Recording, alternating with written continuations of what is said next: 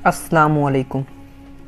उम्मीद करता हूँ कि आप सब खैरियत से होंगे। तो आज का जो हमारा वो टॉपिक है वो है शिया फ़िरका। शिया फ़िरका क्यों बना और उसकी क्या वजूहात थी। तो ये बात स्टार्ट होती है तब जब हज़रत मोहम्मद सल्लल्लाहु अलैहि वसल्लम बीमार हो गए और करीब था कि अब आप सल्लल्लाहु अलैहि वसल्लम का विसाल हो जाएगा।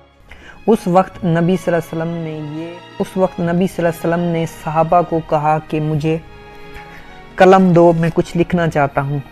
आपने फरमाया कि मैं तुम्हें ऐसी बात बताना चाहता हूँ जिसको सुनने के बाद तुम गुमराह नहीं होगे। तो उस वक्त हज़रत उमर वहाँ थे।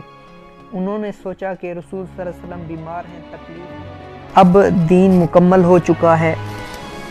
उन्होंने मज़ीद ये सोचा कि नबी सल्लल्लाहु अलैहि वसल्लम बीमारी की हालत में हैं, वो तकलीफ़ की हालत में हैं और साथ ही बशरी तकाज़ा है और बशरी तकाज़े के तहत ऐसा कह रहे हैं। उस वक्त रसूल सल्लल्लाहु अलैहि वसल्लम के चेहरे पे नागवारी के असरात ज़ाहिर हुए।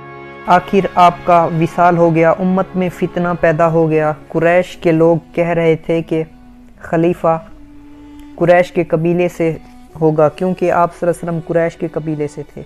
और अंसार कह रहे थे कि रसूल सल्लल्लाहु अलैहि वसल्लम को इंसार से ज़्यादा मोहब्बत थी, लिहाजा इंसार के कबीले से ही खलीफा नामज़द किया जाए। काफ़ी बहस के बाद हज़रत अबू बकर को खलीफा बना दिया गया, जबकि हज़रत अली को खलीफा बिला फसल मानता था। तब थोड़ा बहुत इख्तिलाफ हुआ। उसके बाद हज़रत अली ने 6 माह बाद हज़रत अबू बकर की बैत को कबूल कर लिया। बाद में बाग़े फ़िदक जो कि रसूल सल्लल्लाहु अलैहि वसल्लम का था, अबू बकर ने उसको बैतुल माल में जमा करा दिया। इस पर हज़रत फ़ातिमा ने इख्तिलाफ़ किया और उन्होंने दावा किया कि वो बाग उनका है, लिहाजा उन्हें दे दिया जाए। तब भी बहुत इख्तिलाफ़ हुआ और बाद में हज़रत अली ने इस पर हज़रत अबू बकर को माफ़ कर दिया और मामलात हल हो गए। इस दौर में हज़रत अली ने चीफ़ जस्टिस का ओहदा भी संभाला। अब बात जाती है सीधा हज़रत उस्मान के दौर में, जब खारजियों ने उन्हें शहीद कर दिया और हज़रत अली खलीफा बने। तो उस वक्त अमीर मुआविया, जो कि हज़रत उस्मान के चचाजाद भाई भी थे और रिश्तेदार भी थे, हज़रत मुआविया ने मुतालबा किया कि हज़रत उस्मान का क़सास लिया जाए। हज़रत अली ने कहा कि उम्मत बिखरी हुई है, मैं उन्हें पहले यकजा कर लूँ, उसके बाद मैं हज़रत उस्मान का क़सास लूँगा। उन्होंने हज़रत अली के ख़िलाफ़ खरूज कर दिया। तो हज़रत मुआविया ने उस वक्त हज़रत अली के ख़िलाफ़ खरूज किया और कुछ इलाकों पर कब्ज़ा कर लिया। तो उस वक्त 2 ग्रोह बन गए। एक ग्रोह जो था हज़रत अली को सपोर्ट करता था, जो कि शियाने अली बने, और एक ग्रोह था शियाने मुआविया, जो कि हज़रत मुआविया को सपोर्ट करता था, उनके साथ था। हज़रत अली की जमात के बंदे और दूसरी जमात, हज़रत अली की जो जमात थी वो शिया बन गए और जो दूसरी जमात थी वो दूसरी तरफ आ गए, जिन्हें हम आज के दौर में अहले सुन्नत या सुन्नी भी कह रहे हैं। बेसिकली शिया का मतलब है ग्रोह के बंदे।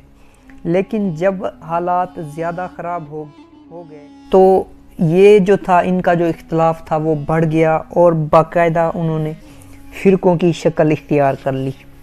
आज हमें बहुत सारे फ़िरक़े मिलते हैं, जिनमें सबसे बड़ा है सुन्नी, उसके बाद फिर आते हैं शिया।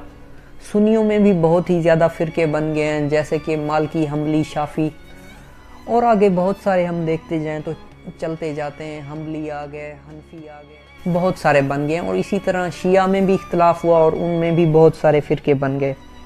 तो शिया में नुसैरी भी हैं, इस्माइली भी आ जाते हैं, और उसके अलावा बहुत सारे फ़िरक़े हैं जो कि शिया में भी पाए जाते हैं। तो रसूल सल्लल्लाहु अलैहि वसल्लम का फरमान है फ़िरक़ों के बारे में। तो रसूल सल्लल्लाहु अलैहि वसल्लम ने फरमाया कि मेरी उम्मत के 73 फ़िरक़े बन के रहेंगे, लेकिन उनमें से होगी एक जमात, जिसको आप सल्लल्लाहु अलैहि वसल्लम ने कहा था अल जमा, कि वो जो होगी एक जमात वो हक़ पे होगी। याद रहे, रसूल सल्लल्लाहु अलैहि वसल्लम ने फ़िरका उसे नहीं कहा, वो इनमें एक जमात होगी जो कि हक़ पे होगी।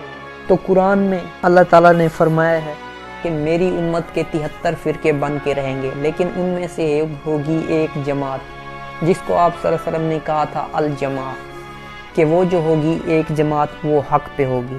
یاد رہے رسول صلی اللہ علیہ وسلم نے فرقہ اسے نہیں کہا، وہ ان میں ایک جماعت ہوگی جو کہ حق پہ ہوگی۔ تو قرآن میں اللہ تعالیٰ نے فرمایا ہے کہ قرآن میں اللہ تعالیٰ نے فرمایا ہے کہ اے نبی فرما دیجئے جنہوں نے اپنے دین کے حصے وکھرے کر دیے، یعنی کہ دین کے ٹکڑے ٹکڑے کر دیے، ان کا آپ سے اب کوئی واسطہ نہیں، ان کا معاملہ میرے سپرد ہے۔ یہ اللہ تعالیٰ نے نبی صلی اللہ علیہ وسلم کو کہا۔ لہٰذا اللہ ہمیں ان فرقوں کی لعنت سے دور رکھے، اور ہم جب بھی مرے